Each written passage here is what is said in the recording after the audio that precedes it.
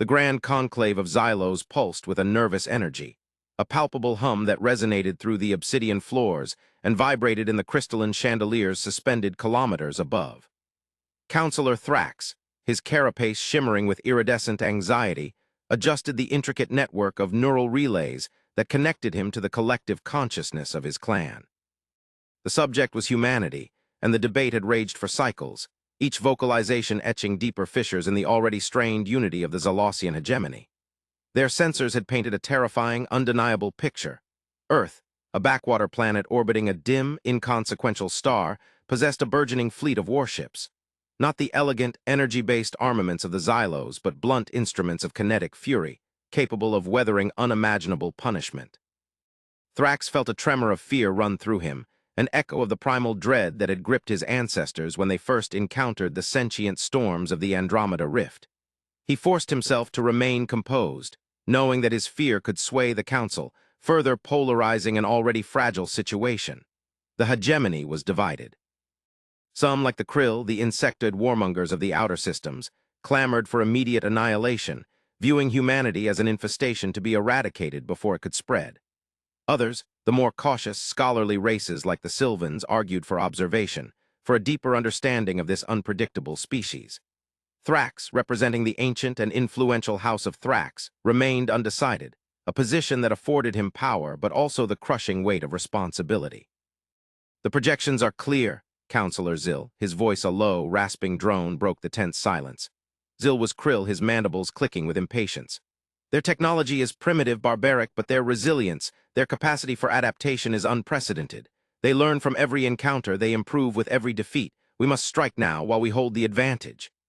Zil's optics, multifaceted and gleaming with predatory hunger, swept across the chamber, settling momentarily on Thrax. A silent challenge. Counselor Lyra, a being of pure energy contained within a shimmering crystalline matrix, pulsed with a soft, ethereal light. "Annihilation is not the Zalosian way," her voice echoed, resonant and calming. "We are explorers, scholars, diplomats. We seek understanding, not destruction. Perhaps this humanity can offer us insights into new forms of physics, new approaches to energy manipulation. To destroy them before we understand them would be a profound loss." Thrax felt the weight of the argument. Lyra's words resonated with the core values of the hegemony, the principles upon which their civilization had been built. But the Krill's warnings could not be dismissed either.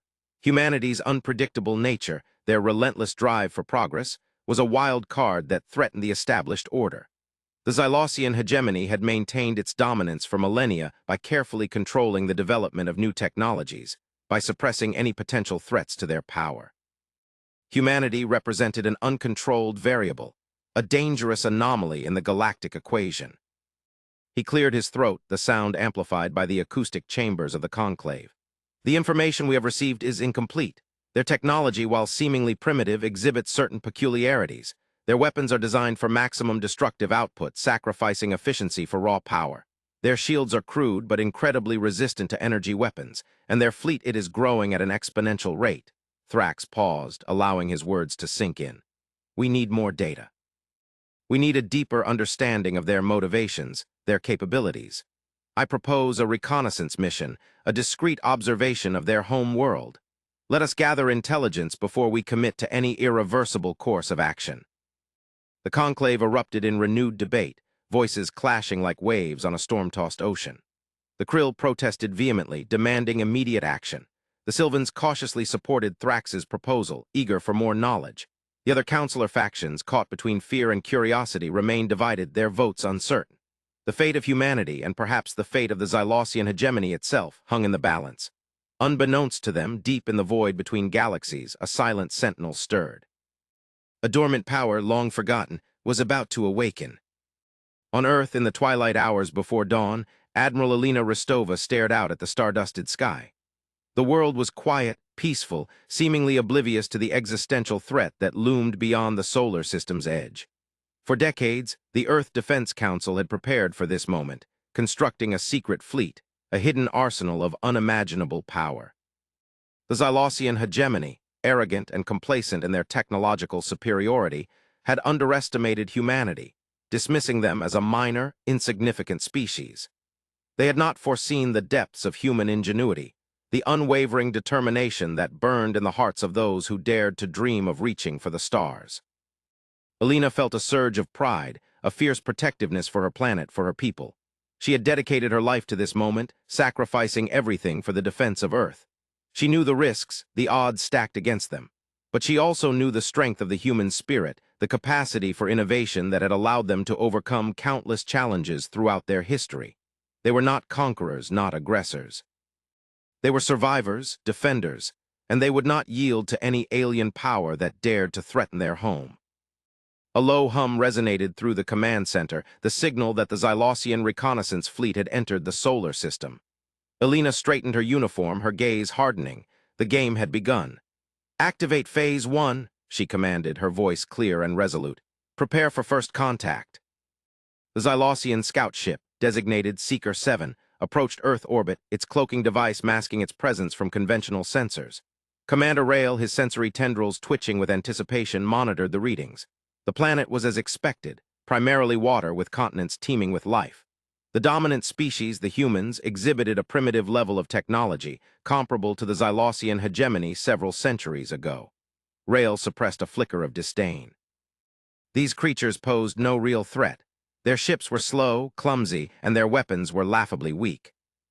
Suddenly, alarms blared through the ship. The cloaking device had been compromised.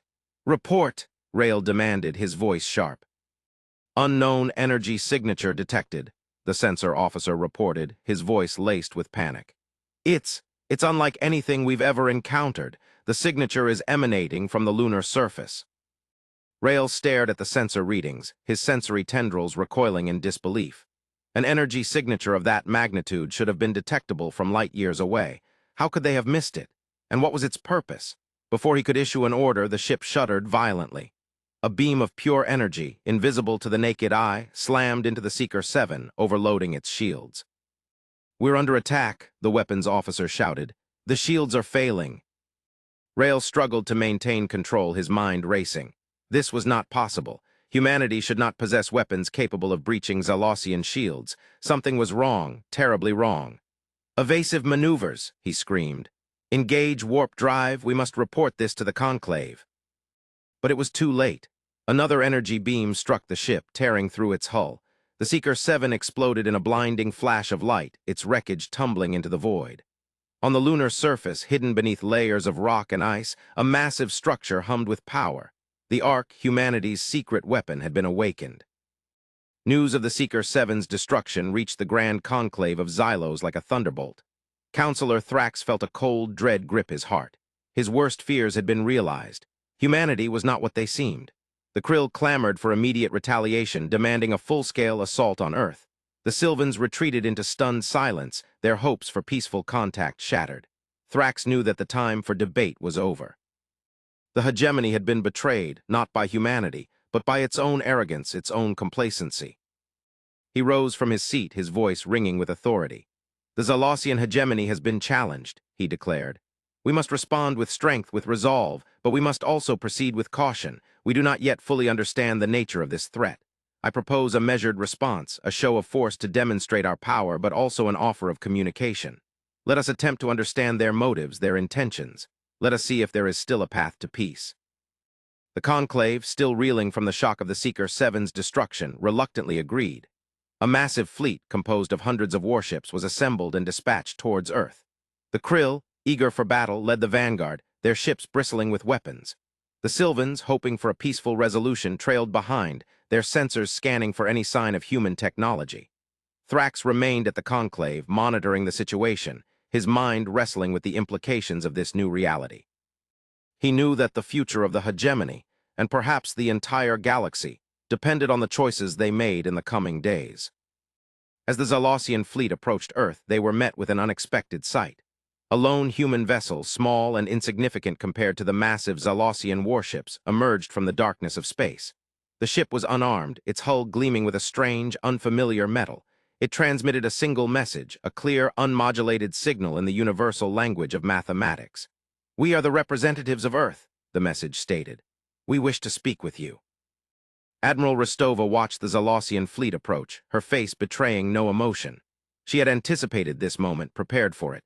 She knew that the Zalosians would underestimate them, that they would see them as a primitive species unworthy of respect. But she also knew that they held a trump card, a secret weapon that could change the course of the war.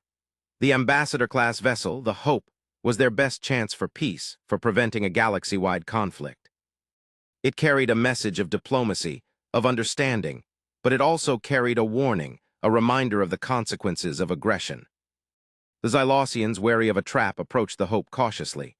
They scanned the vessel with their sensors, searching for weapons, for hidden dangers, but they found nothing.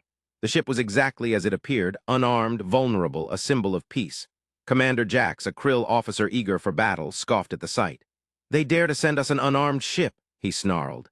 "They insult us with their weakness. Destroy it." But Counselor Lyra, who had accompanied the fleet in hopes of establishing communication, intervened. "Hold your fire, Commander," she commanded, her voice resonating with authority. "Let us hear what they have to say. We must give them a chance to explain themselves." Jax, reluctantly obeying Lyra's order, allowed the Hope to approach.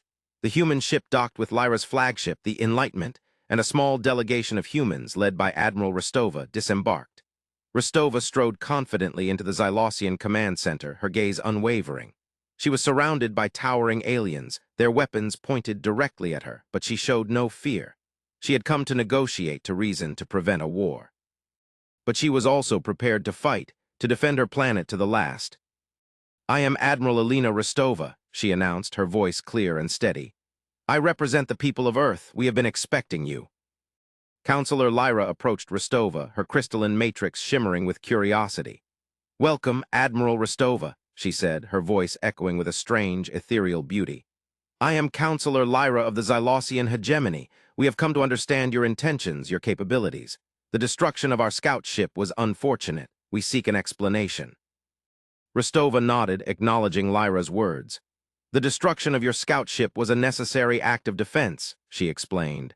"We detected its presence in our solar system, cloaked and uninvited. We perceived it as a threat. We acted accordingly." Commander Jax, unable to contain his anger, stepped forward. "You dare to attack a Zylosian vessel," he snarled. "You will pay for your insolence." Rostova turned to face Jax, her gaze hardening. "We do not seek war with the Zylosian hegemony," she said. "But we will not tolerate aggression. We will defend our planet, our people, with every means at our disposal." Lyra raised a hand, silencing Jax. "Admiral Rostova," she said, turning back to the human. "We have detected an unusual energy signature emanating from your moon. What is the nature of this arc?" Rostova hesitated for a moment, weighing her options. She had hoped to keep the arc a secret, but it was clear that the Zylosians had already discovered it. She decided to be honest, to reveal the truth about humanity's hidden power. "The arc is a defensive platform," she explained. "It is a weapon of last resort, designed to protect Earth from any existential threat. It is powered by a technology that we have been developing for centuries, a technology that harnesses the power of dark energy." The Zylosians gasped in astonishment. Dark energy was a theoretical concept, a force that they had only recently begun to understand. The idea that humanity had already mastered its use was almost incomprehensible. "Dark energy?" Lyra repeated, her voice filled with awe. "How is this possible?" "We are not as primitive as you believe," Rostova said, a hint of pride in her voice. "We have been studying the universe for centuries, unlocking its secrets, developing technologies that you cannot even imagine. We have faced countless challenges, overcome countless obstacles. We are survivors, explorers, innovators. We are humanity." The Zylosians were stunned into silence, their arrogance shattered. They had underestimated humanity, dismissing them as a minor, insignificant species. They had not foreseen the depths of human ingenuity, the unwavering determination that burned in their hearts. They had awakened a sleeping giant, a power that could challenge the dominance of the Zylosian hegemony. Thrax, monitoring the communication between Rostova and Lyra from the Grand Conclave, felt a surge of hope. Perhaps there was still a path to peace. Perhaps humanity and the Zylosian hegemony could coexist, could learn from each other, could face the future together. But he also knew that the situation was still fragile, that the Krill were eager for war, that the slightest misstep could plunge the galaxy into chaos. He sent a message to Lyra, urging her to proceed with caution, to seek a deeper understanding of humanity's motives, their intentions. As Lyra and Rostova continued their discussions, a new sensor reading appeared on the Zylosian screens. A massive object, larger than any ship they had ever encountered, was approaching the solar system. It was emitting a strange, pulsating signal, a signal that resonated with a deep, ancient power. The object was identified as a Dyson sphere, an artificial megastructure built around a star, designed to harness its energy. But this Dyson sphere was unlike anything they had ever seen. It was ancient, derelict, its surface scarred by countless battles. And it was transmitting a message that echoed through the void, a message that spoke of a threat far greater than any they had ever imagined. The message was a warning, a desperate plea from a long-lost civilization. It told of a cosmic entity, a force of pure entropy that consumed entire galaxies, leaving behind only darkness and desolation. The entity was known as the Voidbringer, and it was rapidly approaching the Milky Way galaxy. The civilization that had built the Dyson sphere had fought against the Voidbringer for centuries, but they had ultimately failed. They had sent out the message as their last act, hoping to warn other civilizations of the impending doom. The Zalosians and the humans, once poised for war, were now united by a common threat. They realized that their conflict was insignificant compared to the existential danger posed by the Voidbringer. They knew that they had to work together, to combine their knowledge, their technology, to stand against the coming darkness. Rostova and Lyra, recognizing the gravity of the situation, immediately formed a joint task force, bringing together the best minds from both species to analyze the Dyson sphere's message, to develop a strategy for combating the Voidbringer. The task force discovered that the Dyson sphere contained a vast archive of knowledge, a repository of technologies and strategies used by the ancient civilization in their fight against the Voidbringer. They learned about new forms of energy, new weapons, new defensive systems. They also learned about the Voidbringer's weaknesses, its vulnerabilities. But they also realized that they were woefully unprepared, that they lacked the resources, the technology, to mount an effective defense. Rostova, drawing upon her unwavering determination, proposed a daring plan: to reactivate the Ark, to use its dark energy technology to create a powerful weapon capable of destroying the Voidbringer. The Zalosians, initially skeptical, were eventually convinced by Rostova's logic, her unwavering belief in humanity's ability to overcome any challenge. They agreed to pool their resources, to work together to make Rostova's plan a reality. The combined forces of humanity and the Zalosian hegemony worked tirelessly, day and night, to prepare for the Voidbringer's arrival. They upgraded the Ark, integrating Zalosian technology with its dark energy core. They built new ships, designed to withstand the Voidbringer's attacks. They trained their warriors, preparing them for the ultimate battle. The fate of the galaxy rested on their shoulders. As the Voidbringer approached the Milky Way, its presence warped space and time, creating chaos and destruction. Entire star systems were devoured, their stars extinguished, their planets reduced to dust. The Zalosian and human fleets, united under a single banner, gathered at the edge of the galaxy, ready to confront the approaching darkness. Rostova, standing on the bridge of the Ark, felt a surge of adrenaline, a mixture of fear and excitement. She knew that this was their last chance, that if they failed, the Voidbringer would consume everything, leaving behind only an empty, desolate universe. The battle was fierce, brutal, unlike anything the galaxy had ever seen. The Voidbringer unleashed waves of energy, tearing through shields, destroying ships. The Zalosian and human forces fought bravely, using every weapon at their disposal, but they were steadily being overwhelmed. Rostova, seeing the tide turning, knew that it was time to unleash the Ark's full power. She gave the order, and the Ark began to charge its dark energy weapon. A beam of pure dark energy, brighter than 1,000 suns, erupted from the Ark, striking the Voidbringer at its core. The Voidbringer shrieked in agony, its form flickering and distorting. The dark energy beam continued to bombard the Voidbringer, tearing it apart, unraveling its very essence. Finally, with a blinding flash of light, the Voidbringer was destroyed, its energy dissipating into the void. The Zalosian and human fleets erupted in cheers, their relief palpable. They had done it. They had defeated the Voidbringer, saved the galaxy from destruction. But their victory came at a great cost. Many lives had been lost, many ships destroyed. And the Ark, having expended its dark energy core, was now inert, a lifeless husk. In the aftermath of the battle, the Zalosian hegemony and humanity forged a lasting alliance, vowing to work together to rebuild the galaxy, to explore new frontiers, to face whatever challenges the future might hold. They learned from each other, sharing their knowledge, their technology, their cultures. They became stronger, more resilient, more united than ever before. Years later, as the galaxy slowly recovered from the Voidbringer's attack, a group of explorers stumbled upon a hidden chamber within the derelict Dyson sphere. Inside, they found a single message, a message left by the ancient civilization that had built the sphere. The message was not addressed to them, but to someone else, to a being beyond their comprehension. "We have failed," the message stated. "But we have planted the seed. The Ark is the key. Humanity holds the answer. They will awaken the Ancient Ones." The explorers, puzzled by the message, brought it back to the Zalosian-Human Alliance. Rostova, now an elder stateswoman, studied the message intently, her mind racing. She realized that the destruction of the Voidbringer was not the end, but only the beginning.